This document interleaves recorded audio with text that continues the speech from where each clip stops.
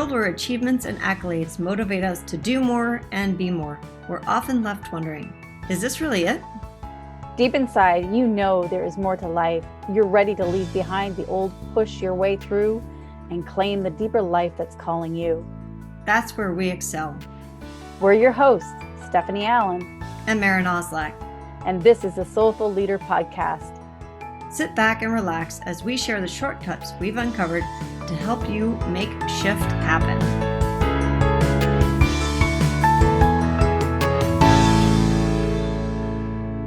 Hi, welcome to the Soulful Leader Podcast. This is Stephanie and I'm here with Maren. And this is a new year, new beginning, a whole new, brand new open slate. And we're going to talk a little from a different perspective around planning. And these are some of the things that I've heard about planning. I want to kind of throw them out to you, Maren, because, we talk about making plans. I often hear the joke of saying, how to make God laugh, make plans, right? Make plans. And then I also hear, plan to fail is failing to plan. So what is a plan? Why is it important? And how do we do it from not a figuring out, forcing, fixing place, but to also embrace a space to allow it to happen? Like, how do we kind of merge those two opposites? Like, I'd love to hear from you and your thoughts on that.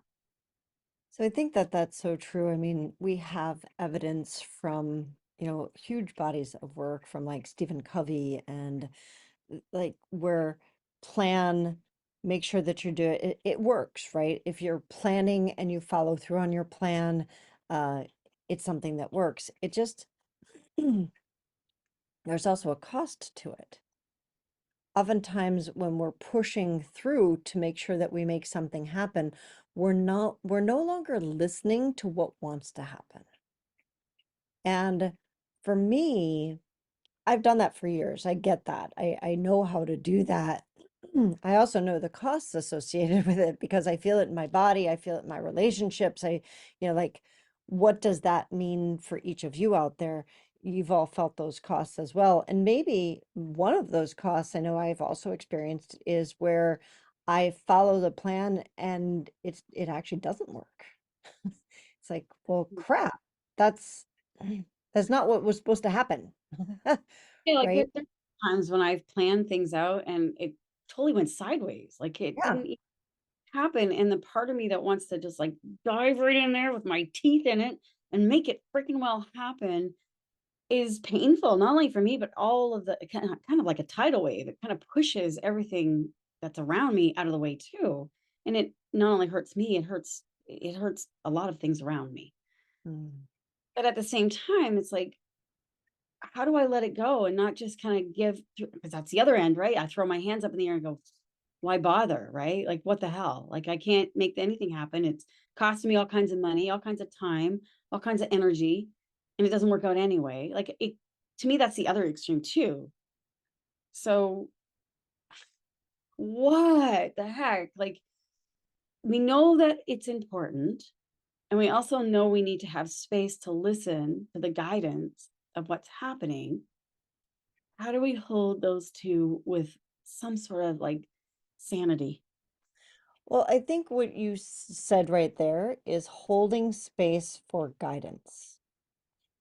There are two aspects to that. First of all, I don't think we oftentimes set the goal with guidance. So it's, like we're taught to, Yeah.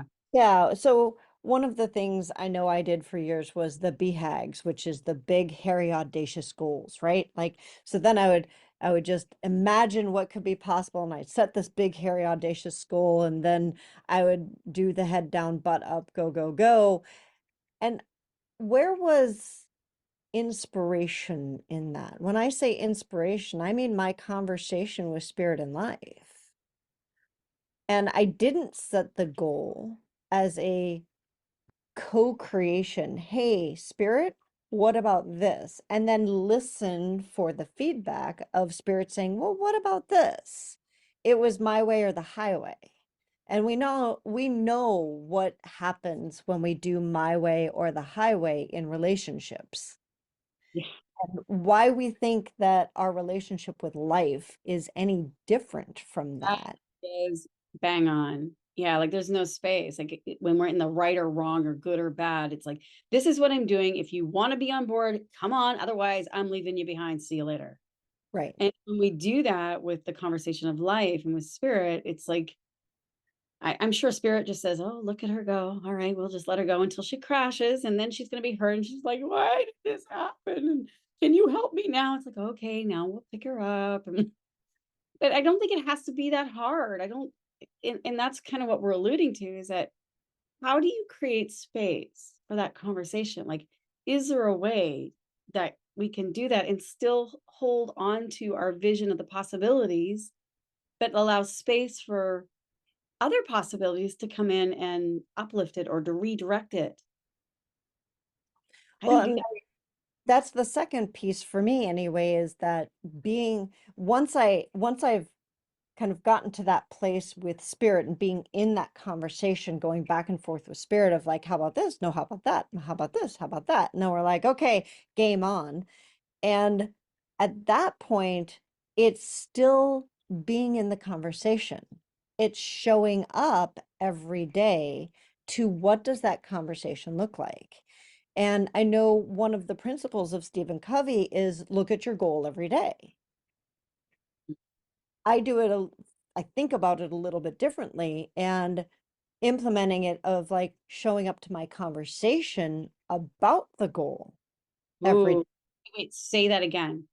So instead of showing up to my goal every day, because that to me is my way or the highway.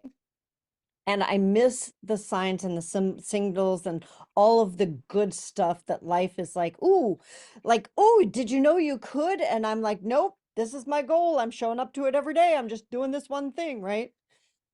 Instead of doing it like that, showing up to my conversation about the goal with spirit and with life, because spirit's going to have, oh my God, think of the resources that spirit has that I don't have. Mhm. So I can stay in that conversation during the planning and the execution, like the goal setting, the planning, the execution, all of it is a conversation with Mm. life and spirit. Now I have all of the resources, and it's not well, I have nothing to do. I just hand it over to spirit and spirit does everything, because I have to show up and keep choosing that Yeah, every day. yeah, because that part of like, okay, fine, here you go, spirit. If it's meant to be, it's meant to be. Here you go. You make it Right. happen. I'm done. I've had enough. And we kind of say that that's surrender, but that's not really surrender. Surrendering is actually staying present. It's actually staying present in the arms of your beloved Mm, and allowing the kiss to come, allowing the embrace to come, but you're actually not only, I guess you're kind of not only accepting it, but you're expecting it mm. because you are awake and aware instead of just, okay, I'm just going to distract myself and go over here. Because I think some of the listeners might be hearing, okay, if I'm having a conversation, am I really staying on path with my goal, or am I getting distracted with all these other options that the universe is delivering to me? Like, what about this and what about that, and go here and do that? Oh, shining object, you know.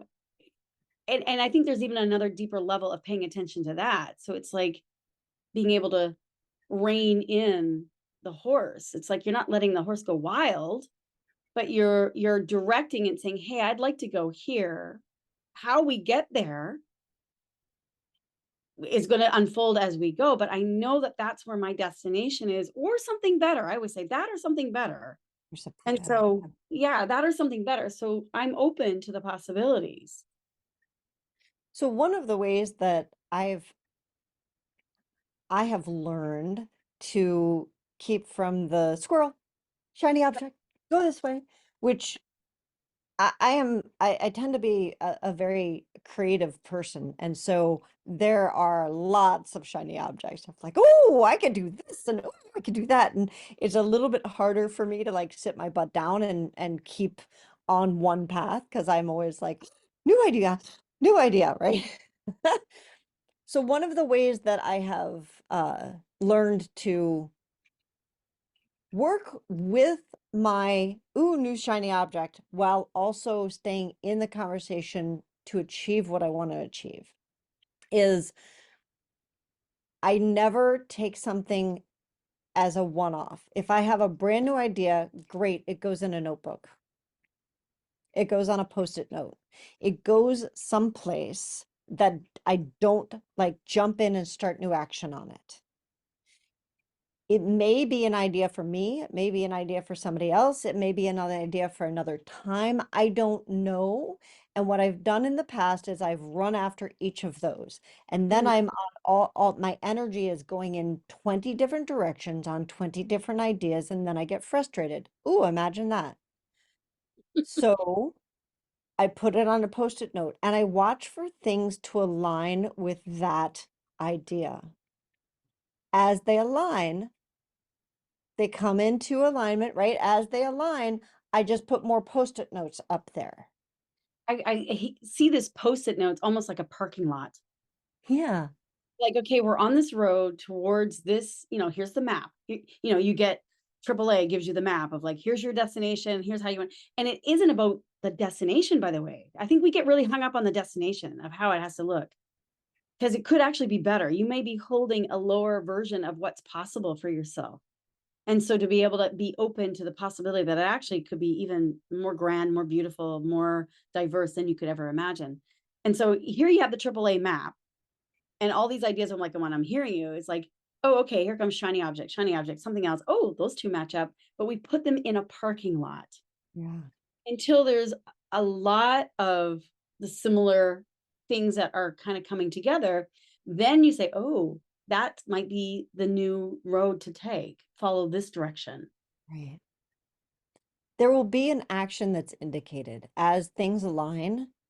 There'll be chunks that kind of form, like you said, like enough of the material comes together, a chunk forms, and then there will be an action indicated. And that action might be to hand it off to somebody else, or like, okay, in say as an example, my destination is that I want to work on my speaking for next year. And I have this really good idea of writing a book. Ooh, right? So now I have two things that could really pull me in kind of similar directions, but they're like, which do I work on? Where do I put my Yeah, and it can energy? also pull you off the road too. Not pull me off the road, right? And then somebody wants me to run a chapter of something. And now I have a third idea, right? Oh, that would be good. That might be good because then I could, right? And I have all the justifications and I like, oh, because here's how it could work. Those are all great, and they may be suggestions from spirit, and they may be distractions from my lower self or from shadow or something that's not meant to be right now. So as I put my post-it notes up, there will be some sort of an action that's indicated to help me to explore it, to say, hey, is that right or not right? Mm. And so I won't take an action on any of those until there is an action that's actually indicated. And how do I know that? Because I'm in an ongoing daily conversation with my goal, with spirit, with all of life, listening for those things. I'm actively listening for those things. Yeah.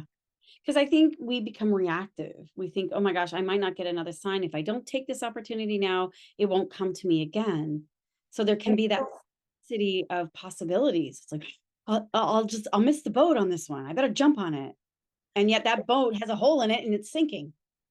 And that's, marketing today. That is all of marketing, right? You're going to miss out. If you don't do it now, you're going to miss out. And it frustrates me because, yeah, I want you all to think about how many programs you've purchased that just sit there that you haven't done because you're afraid of missing out and it wasn't right time, right place.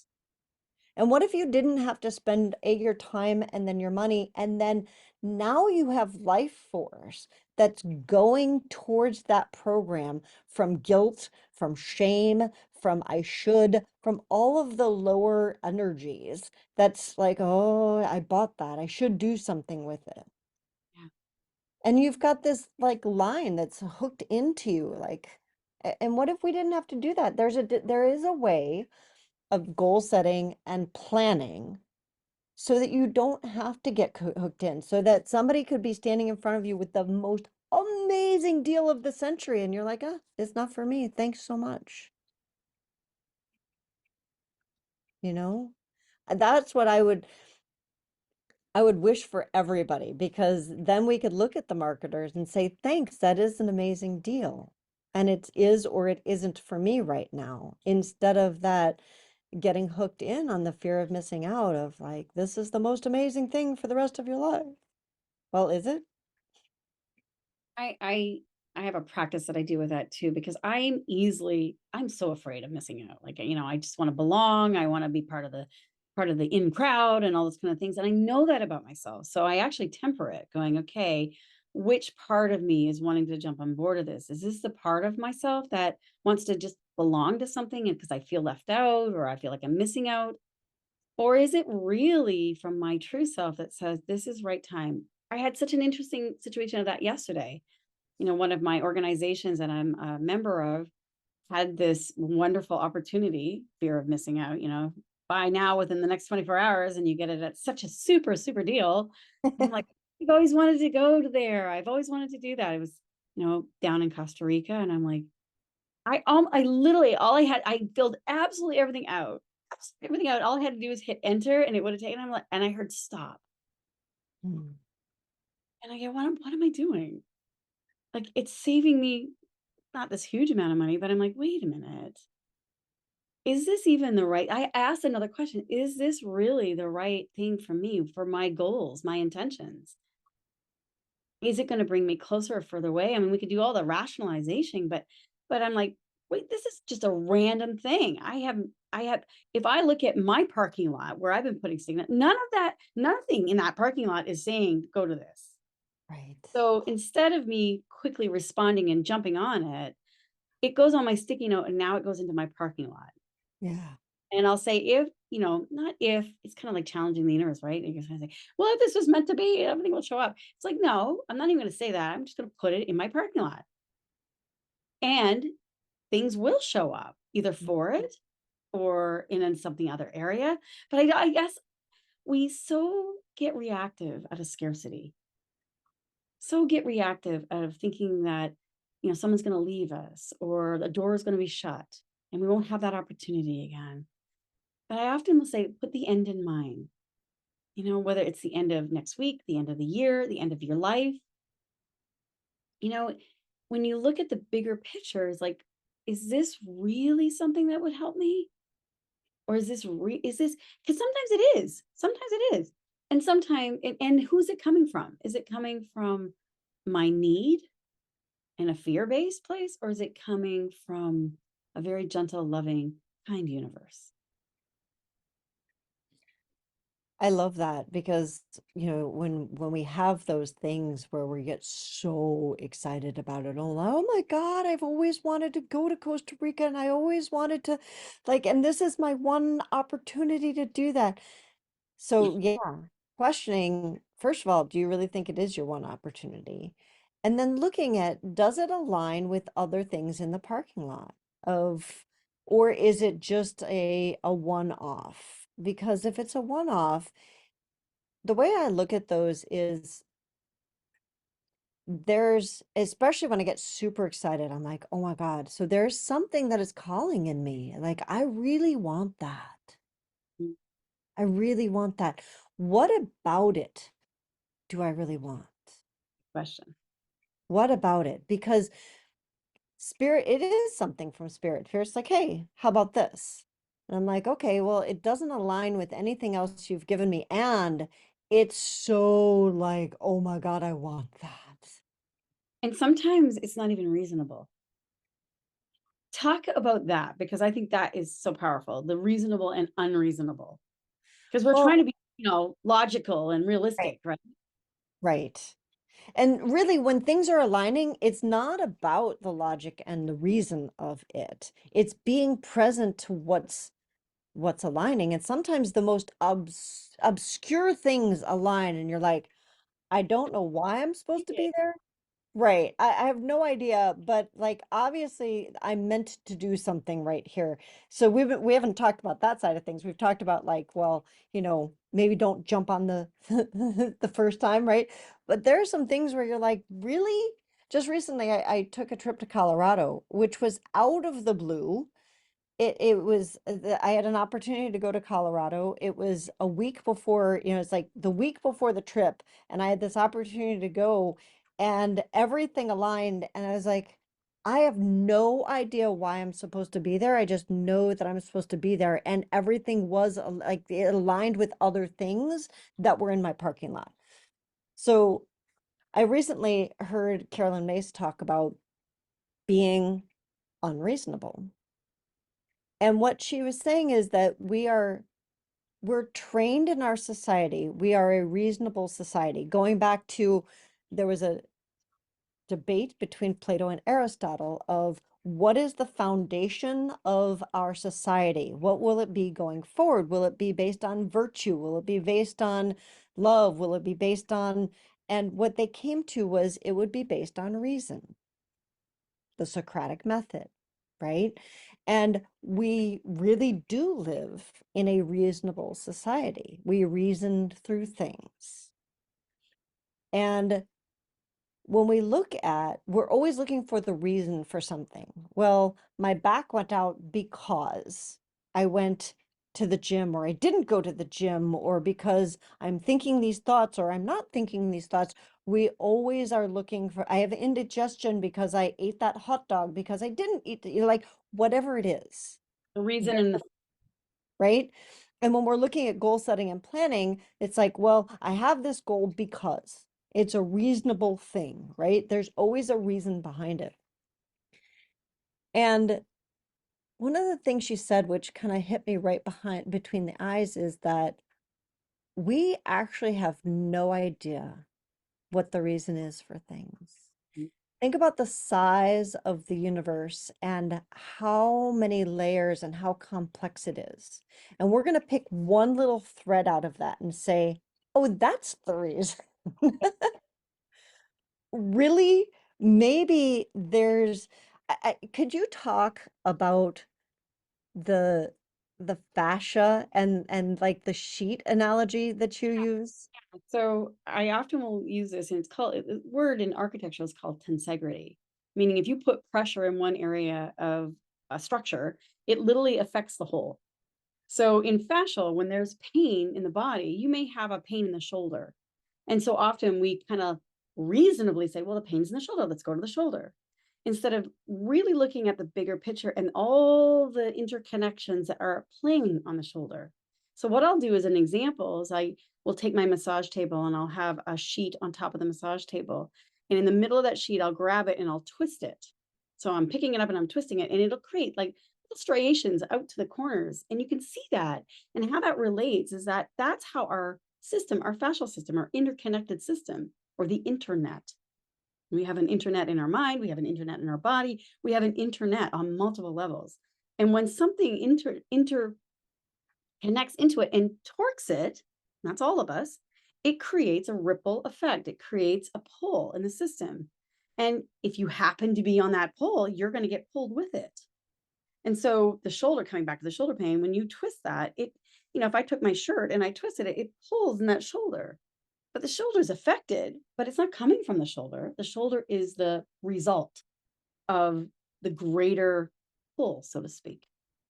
And this is how the tapestry of our lives all weave in and out with each other. It's like we're all dancing together.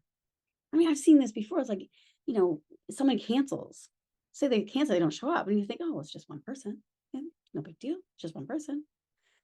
But that is a ripple effect. Let me tell you. Because now it's like, okay, now I have a spare space in my day of where had a commitment to work with somebody. And now I've got to find somebody else on my waiting list, which now they're going to have to change their work plans and patterns, which is going to affect a whole group of people, whether it's their family or their office or whatever they're doing, which is going to affect so on and so on and so on. We literally just pulled a thread and created everything. Like we have no idea the ripple effects. And now I can say that, and we're not making it good, bad, right, or wrong, but in it's such a beautiful way is that we can say we make so much difference. We have no idea the elegance and the most possibility that we are doing just by choosing something as more aligned with our plan, our goals, and spirit's plan for us. Because when we make it a co-creative experience, now we're all dancing together, and the weaving of souls and events and systems and aha moments, beautiful moments are going to start lining up and coming in and lighting up that you can start to put in your parking lot. And then there's this incredible picture that starts to form that gives you the direction that's beyond your figuring it out. And the other thing about that is like when I am not in conversation with spirit and I have my goal, I'm not aware of all of those things that it torques and that it changes and that like, right? And so this is where going back to the reasonable and unreasonable, we think we're being reasonable because we can find our reasons. We actually don't know the reasons. And so if we can get past that and start thinking bigger of like, I actually don't know the reasons. And so I'm going to track what's going on out there. Right. Then I can be in this conversation. That's what allows me to be in the conversation with life is letting go of the ego. Like, I know the reason. I know the reason. I So. love it. Building your guidance, building the inner GPS. Yeah, I think that there's a lot more that we can play with this, and I would love to do some more of that this coming week since we're in January and it's this it's our planning time, right? We're all in that go get 'em mode. So let's continue this conversation next week here on the Soulful Leader podcast. And remember, you can find us on YouTube, on LinkedIn, and on Facebook. So join our conversation. Thanks so much.